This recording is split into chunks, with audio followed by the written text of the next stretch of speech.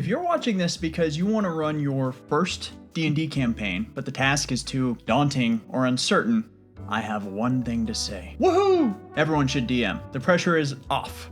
Tabletop role-playing as a hobby is goofy as heck. The stakes have never been lower. Your DM just wants to play one of the characters in their 10 gigabyte folder of unused ideas, so they'll be happy for the break. Heck, if enough people start DMing, I might even get to play my alien himbo paladin, literally fueled by friendship. Hello, I'm Skele the ADHDM, and it's time to get behind the screen and do the dang thing. We're gonna do good news, bad news. Bad news first. The reality is that most games last between 5 and 8 sessions. There are exceptions, of course, but planning on being one of those exceptions is silly. The good news is that we can run one hell of a game with that much time. And if we plan to wrap it up in that many sessions, we get to see it through to the end. Even better news, that means we don't have that much work to do to run a really good game. On top of that, the average number of encounters per session is lower than you expect. The number of times the party will fight monsters or overcome other challenges is between 2 and 5. I'm a fan of reactive prep, meaning you do as little as possible up front, then prep future sessions based on what the players do each week. You can go watch my session spread video to see how to do that up there. But let's get the broad strokes of our campaign done first. There are a few questions we can answer that will get 90% of the way there. 1. What is the central tension of your game? Another way to say this is, what genre of game are you playing? Ordinarily, this would require a lot of introspective story analysis, but lucky for us, D&D has a few basic game types. Your game will probably hop from type to type throughout the course of a campaign if it goes on for a while, but if you focus on just one of these to start with, you can limit the scope of your work and get the most out of your prep time. In a classic adventure, the tension is pretty straightforward. The overarching story is about a villain who will do something really bad if no one stops them. Most adventures you buy off the shelf are like this. The party needs to get stronger and fight a powerful foe.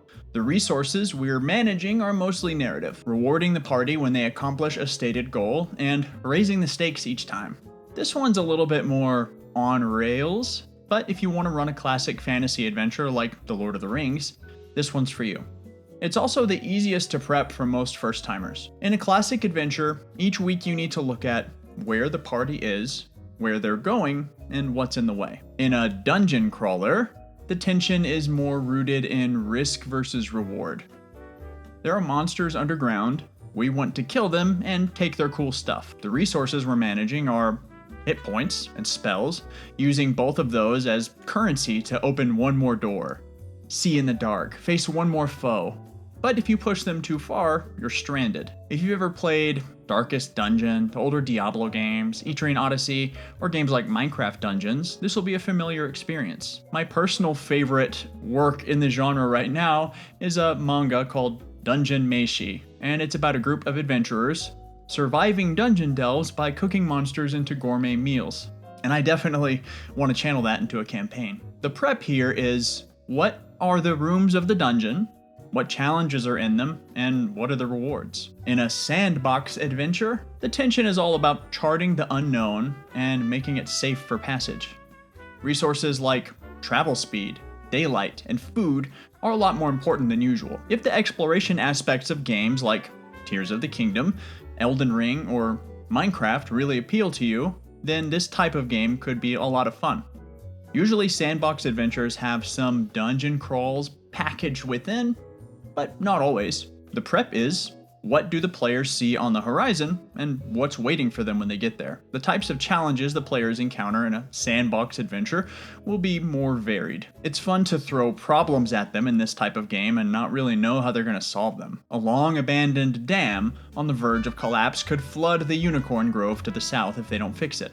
A cave entrance is covered in tons of rubble. Who knows how they'll remove it? There's a sleeping manticore between them and the flowers that cure petrification if one of the party members is petrified.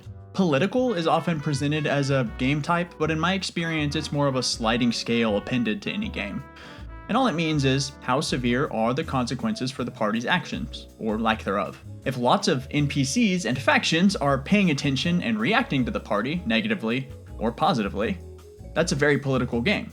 If the party is acting independently and their threats and rewards come directly from the challenges they face during encounters, that's a non-political game. 5th edition has some rules that people tend to either obsess over to no real effect or ignore entirely, and the game type we choose initially can determine how important those rules will be. Experience points, for instance, could help increase the tension of a dungeon crawler or sandbox game, but they don't matter as much in a classic adventure where milestone leveling, meaning the party levels up when they get to a story event, is more prevalent.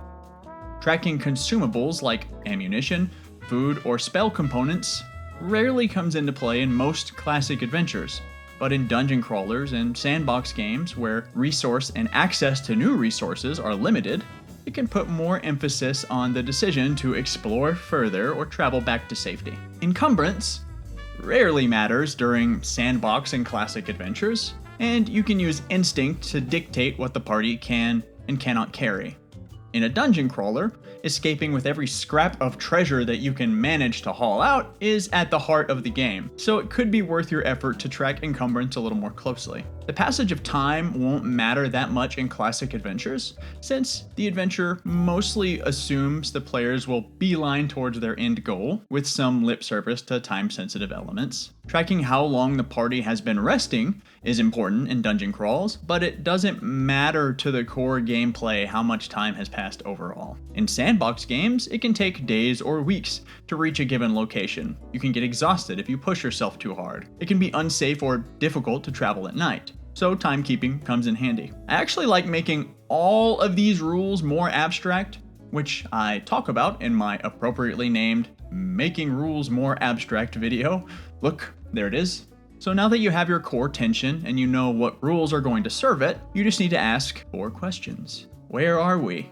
Whether it's a published setting, your own world, or a blatant copy of your favorite book or TV show, where in that setting is the game situated? We don't need a ton of detail here.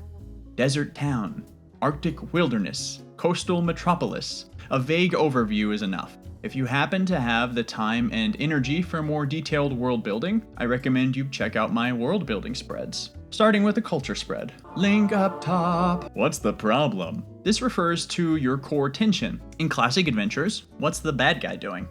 In dungeon crawlers, what problems is the dungeon in its unexplored state causing?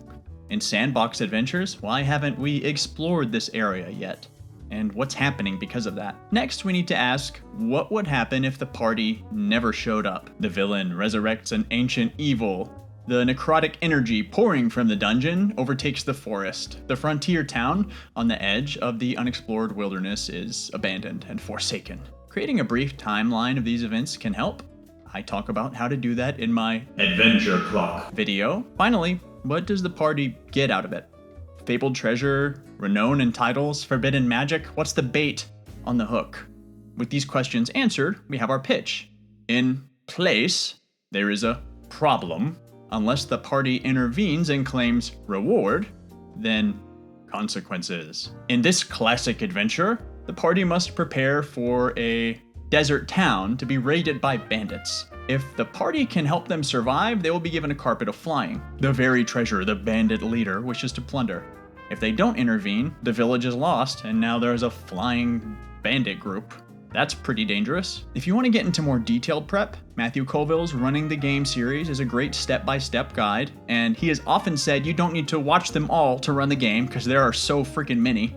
Just check out the ones that answer the questions that are plaguing your prep cycle, and then get to playing. If you want to prep a game with as little work as possible and still get amazing results, Mike Shea's book, Return of the Lazy Dungeon Master, and his YouTube videos are indispensable. If you want to use already published adventures that require absolutely zero prep, or even play a more streamlined fantasy role-playing game that leans into the old-school RPG aesthetic while staying rules light, I implore you to visit thearcanelibrary.com and browse their wares. All those links are in the description. And if you want tools that help you catalog and systematize the more abstract narrative parts of game prep and world building, you can subscribe to my channel so that you don't miss a video, because that's what I do around here.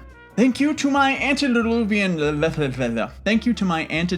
lurker and dungeon delver tier patrons: Adam M, IronTrash, Troy, Borkware, Courtney Monster, KDB, M, Mitch B, Noah, Raspilicious, Sam, Shawn S, Shawn M, with a special thank you to newly upgraded and subscribed Dungeon Delvers, Cynsue, and Joachim M. And as always, thank you for watching, and embrace your hyperfixations.